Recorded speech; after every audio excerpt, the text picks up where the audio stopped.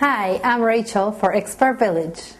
Now, to make our life a little bit easier, so we can know that we're doing that we finished the second layer all around, since now it's all kind of pieces, so it's harder to know. I'm going to make 3 lines, white lines, to know, to like kind of signs to know where am I, and that I'm really covered all around. So I'm just cutting the white paper, and I'm going to put 3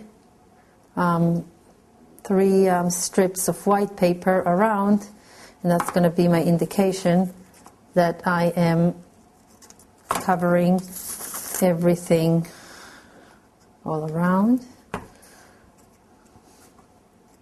You shouldn't worry that the papers are wet from glue and sticky.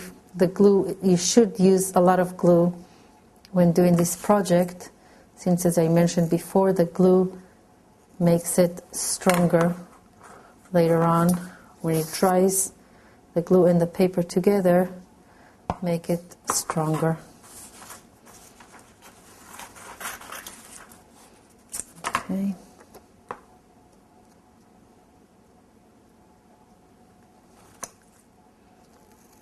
So you can see now that I have 3 stripes, which are going to help me know when I cover everything with the third actually layer.